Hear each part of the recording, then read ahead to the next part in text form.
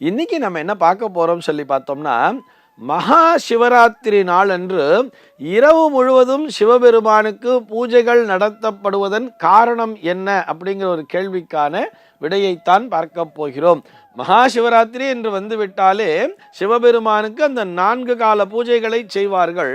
அதாவது ஒவ்வொரு காலத்திற்கும் 3 மணி நேரம் வீதமாக தோராயமாக பார்த்தோம்னா மாலை 6 மணி முதல் 9 மணி வரை முதல் காலமும், 9 மணி முதல் நள்ளிரவு 12 மணி வரை இரண்டாவது காலமும், நள்ளிரவு 12 மணி முதல் அதிகாலை 3 மணி வரை மூன்றாவது காலமும், அதிகாலை 3 மணி முதல் அந்த விடியல் 6 மணி வரை பார்த்தோம்னா கடைசி கால பூஜையும் நடத்துவார்கள். இதில் ஒவ்வொரு கால பூஜையின் பொழுதும் சிவபெருமானினுடைய ஒவ்வொரு அம்சத்தை போற்றி, சிவபெருமானுக்குன்னு ஒவ்வொரு அம்சம் இருக்கும் இல்லையா, அதில் பிரதானமாக ஒரு சில அம்சங்களை அங்கே முன்னிறுத்தி பூஜைகளை செய்வார்கள்.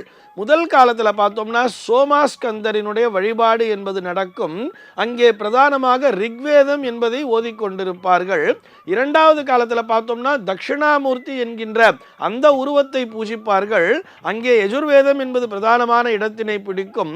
மூன்றாவது காலத்தில் பார்த்தோம்னா லிங்கோத்பவர் அந்த மூர்த்தி இருக்கு இல்லையா, அந்த லிங்கோத்பவ மூர்த்தியினுடைய பூஜைகள் விசேஷமாக நடக்கும். அங்கே சாமவேதம் என்பது பிரதானமாக இசைக்கப்படும். கடைசி காலமாகிய அந்த 4வது காலத்தில் பார்த்தோம்னா அங்கே ரிஷபாரூடர் எனப்படக்கூடிய அந்த சந்திரசேகர சுவாமியினுடைய பூஜையானது நடக்கும். அங்கே அதர்வண வேதமானது பிரதானமாக ஓதப்படும். இப்படி பிரித்து வைத்திருப்பார்கள்.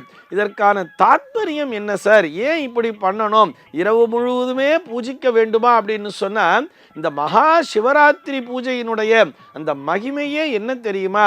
அதாவது இந்த உலகம் வேறு தான் வேறு அல்ல என்பதை சிவபெருமான் நமக்கு தெளிவாக விளக்குகிறார். ஆனால் மானிட ஜென்மங்களாகிய நாம் அந்த சிவத்தை உணர வேண்டும், பரிபூர்ணமாக உணர வேண்டும், ஒரு தெளிவான ஞானத்தை பெற வேண்டும் என்பதற்காகத்தான் இந்த பூஜைகளானது நடத்தப்படுகிறது. இங்கே எப்படி புரிஞ்சுக்கலாம் சொன்னா, முதல் காலம் பார்த்தோம்னா அந்த 6 மணியிலிருந்து 9 மணி வரைக்கும் பார்த்தோம்னா அந்த சோமாஸ்கந்தரினுடைய பூஜையானது நடக்கிறது. சோமாஸ்கந்தரினுடைய ரூபத்தை நம்ம பார்த்திருப்போம்.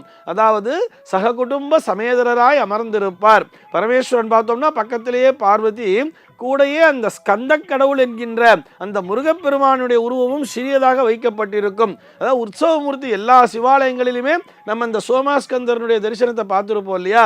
ஒரு சககுடும்ப சமேதரராய், அதாவது ஒரு சம்சார பந்தத்திலே இருக்கக்கூடியவர்கள் முழுமையான மனமகிழ்ச்சியோடு வாழ வேண்டும் என்பதற்காகத்தான் முதல் காலத்திலே அந்த பூஜையானது நடத்தப்படுகிறது. அதுவும் பார்த்தோம்னா முதல் காலம்னு வரும்பொழுது எல்லாருமே குடும்பத்தோடு வந்து உட்கார்ந்துருப்பா தெரியுமா கோவிலில்.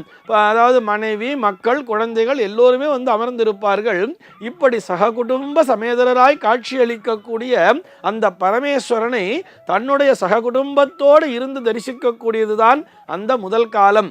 இந்த சம்சார பந்தத்தின் மூலமாக கூட நாம் இறை தரிசனத்தை பெற முடியும் என்பதற்காக வைத்திருக்கிறார்கள். அப்படியே இரவு 9 மணி வந்துட்டுனா குழந்தைகளெல்லாம் கண்ணு முழிச்சிட்டுன்னு சொல்ல முடியாது இல்லவா, அவர்கள்லாம் போய் உறங்கி சென்று விடுவார்கள்.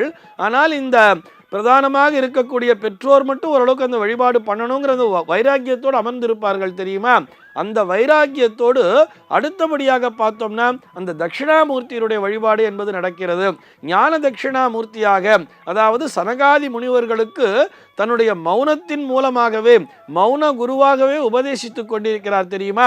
அதே போல நாமும் அங்கே இறைவனினுடைய அந்த மௌன குருவை தரிசித்து அதன் மூலமாகவே ஞானத்தினை பெற்றுக்கொள்ள வேண்டும். சிறிது சிறிதாக இந்த இல்வுலக வாழ்க்கையிலே இருக்கக்கூடிய அந்த பற்றுகளிலிருந்து, அதாவது இதெல்லாமே நம்ம மாயா லோகத்திலே வாழ்ந்து கொண்டிருக்கிறோம் என்கின்ற அந்த ஞானத்தினையும் பெற்றுக்கொள்ள வேண்டும். இறைவன் ஒருவனே நமக்கு ஞானத்தை தரக்கூடியவர் என்ற எண்ணத்தோடு அந்த இடத்திலே அந்த 2வது கால பூஜையிலே இன்னும் அடுத்தபடியாக ஒரு மெச்சூரிட்டிக்குள்ளே வந்துடுறோம் அப்படிங்கிற மாதிரி எடுத்துக்கலாம். அடுத்தபடியாக பார்த்தோம்னா 3வது கால பூஜையில் பார்த்தோம்னா லிங்கோத்பவருடைய தரிசனமானது இருக்கும். லிங்கோத்பவருக்குத்தான் பிரதானமான பூஜைகள் என்பது இருக்கும். அந்த லிங்கோத்பவ சுவாமி நம்ம எல்லாருக்குமே தெரியுமா, அடிமுடி காணாமல் அது அன்னார்ந்து வளர்ந்திருப்பார் தெரியுமா. லிங்கோத்பவர் என்கின்ற எல்லா சிவாலயங்களிலுமே அந்த லிங்கோத்பவரை நாம் தரிசிக்கலாம். சுவாமி சந்நிதியினுடைய அந்த கருவறையினுடைய மூலஸ்தானத்திற்கு நேர் பின்புறமாக அந்த லிங்கோத்பவரனுடைய தரிசனம் என்பது இருக்கும். இந்த உலகத்திலே ஆதியும் இறைவன்தான், அண்டமும் இறைவன்தான், அந்தமும் இறைவன்தான், இந்த உலகம் முழுக்கவே இறைவன்தான் வியாபித்து கொண்டிருக்கிறான், சர்வம் சிவமயம் என்கின்ற அந்த உண்மையையும் நாம் புரிந்து கொள்ள வேண்டும். அவனின்றி ஓரணுவும் அசையாது, அவன் அசைந்தால் இந்த உலகமே அகில உலகமே அசையும் என்கின்ற அந்த உண்மையை புரிந்து கொள்வோம். எல்லா இடத்திலேயுமே பரம்பொருளானவர் நிறைந்திருக்கிறார், சிவமானது இந்த உலகம் முழுக்க வியாபித்து கொண்டிருக்கின்றது என்கின்ற அந்த ஞானத்தினை பெறுவோம். நமக்குள்ளாக இருக்கக்கூடிய அந்த சிவத்தினையும் நாம் உணர்ந்து கொள்கின்ற பூஜையாகத்தான் அந்த லிங்கோத்பவருடைய பூஜையானது நடக்கிறது. கடைசி காலம்னு பார்த்தோம்னா ரிஷபாரூடராக சந்திரசேகர சுவாமியாக நமக்கு காட்சி தெளிவார். இது பார்த்தோம்னா ஆனந்தத்தினுடைய உச்சம் அப்படின்னு எடுத்துக்கலாம், ஒரு மகிழ்ச்சியினுடைய உச்சமாக. இந்த மகிழ்ச்சியினுடைய உச்சம் என்பது எங்கே கிடைக்கும்னு சொல்லி பார்த்தோம்னா அந்த மோட்ச பிராப்தியிலே கிடைக்கும். மோட்சம்னா என்ன? அதாவது பிறவாமை வேண்டும் சொல்லி ஔவையார் கேட்பா தெரியுமா? மறுபிறவி என்பதே வேண்டாம், எனக்கு பிறவாமை வேண்டும், அப்படி மீண்டும் பிறந்தால் உம்மை மறவாமை வேண்டும் அப்படின்னு சொல்லி இறைவனை வேண்டுவார் தெரியுமா? அதே போல அந்த இடத்திலே இறைவா நீ எனக்கு இந்த பிறவாமையை கொடு அப்படின்னு சொல்லி ஒரு பிரார்த்தனையை செய்து கொண்டு அந்த மோட்ச பிராப்தியானது நமக்கு கிடைக்க வேண்டும். இது ஒரு ஞானத்தினுடைய உச்சம், அதுதான் மகிழ்ச்சியினுடைய உச்சமாகவும் இருக்கிறது என்கின்ற அந்த உண்மையை நமக்கு சிவராத்திரி பூஜைகள் புரிய வைக்கின்றன. ஆக இரவு முழுக்க அந்த சிவராத்திரியிலே அந்த பரமேஸ்வரனுக்கு பூஜிக்கிறார்கள் என்று சொன்னால், அந்த பூஜைகளை செய்கிறார்கள் என்று சொன்னால், அதன் மூலமாக நாம் எல்லோரும் முழுமையான ஞானம், அதுவும் உண்மையான ஞானத்தினை பெற வேண்டும். அது அந்த பரம்பொருள்தான் என்பதை உணர்ந்து கொள்ள வேண்டும் என்பதற்காகத்தான் இந்த பூஜைகள் இவ்வளவு விரிவாக நடத்தப்படுகின்றன. சர்வே ஜனாஹ சுகினோ பவந்து.